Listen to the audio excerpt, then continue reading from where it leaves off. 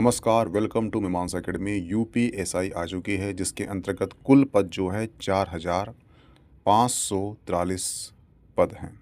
वह क्लियर।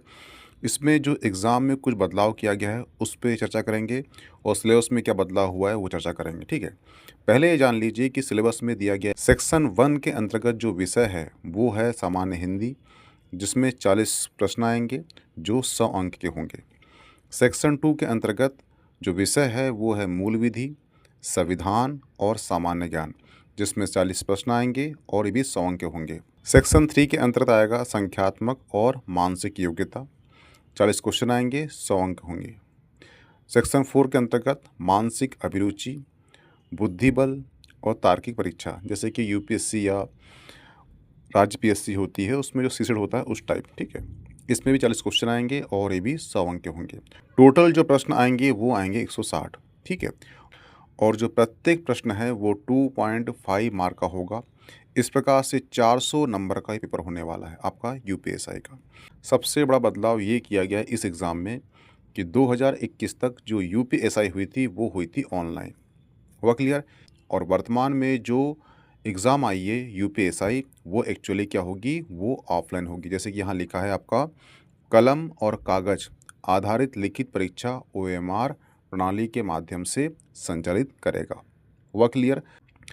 तो सबसे बड़ा बदलाव किया गया है कि ये एग्ज़ाम ऑनलाइन ना होकर ऑफलाइन होने वाली है। हुआ क्लियर, ये ध्यान रखना। ठीक है, दूसरी इम्पॉर्टेंट बात कि इसमें नेगेटिव मार्किंग बिल्कुल नहीं है, यानी अगर आपका क्वेश्चन गलत होता है तो उसमें कोई भी नंबर नहीं काटे जाएंगे, यानी आप 160 नंबर पर खेल सकते हो आराम से। ठीक है, इसके बाद तीसरा पॉइंट ये है कि जो इस एग्ज़ाम में प्रत्येक विषय प्रत्येक सेक्शन पर 35% अंक लाना अनिवार्य है। जैसे कि आप देखना, जैसे कि हिंदी है, हिंदी में 40 क्वेश्चन आएंगे और ये 100 अंक का होगा, तो इसमें आपको 35% अंक लाना आवश्यक है। यानी कि 14 क्वेश्चन जो है उसके आंसर सही होना चाहिए, ये बोल रहा है। ठीक है, यानी कि हर एक सेक्शन में आपके 35 नंबर आना अनिवार्य होना चाहिए। अगर नहीं ला पाओगे तो आप डिसक्वालीफाई हो जाओगे। दूसरी बात, इसमें कुल 50% अंक प्राप्त करने में विफल रहने वाले अभ्यर्थी भर्ती के लिए पात्र नहीं होंगे।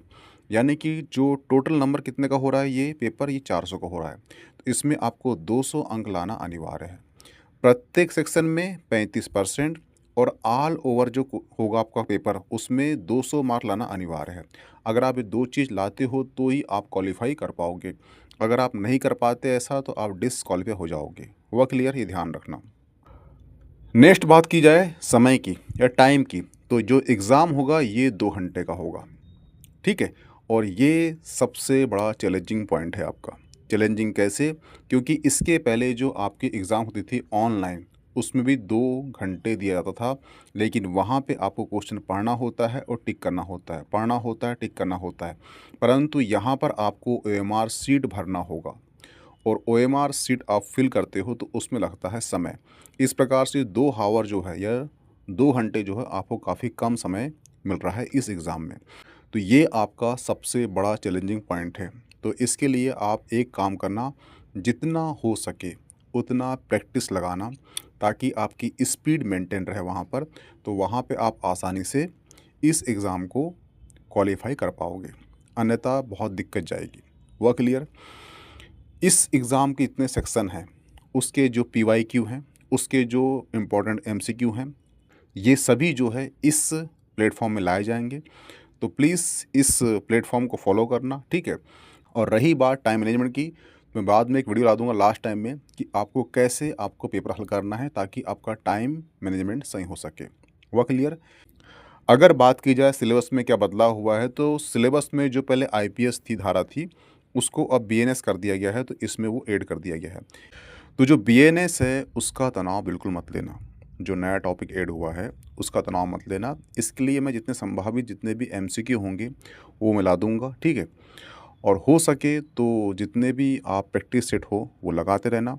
इस प्लेटफॉर्म में आपको पूरे पीवाईक्यू और मोस्ट आईएमपी क्वेश्चन और प्लस करंट अफेयर सारे आपको यूपीएसआई का सिलेबस है ये कवर कराया जाएगा, वो फ्री कराया जाएगा। तो प्लीज़ इस प्लेटफॉर्म को फॉलो करते रहना। Okay, thanks, best of luck, good bye.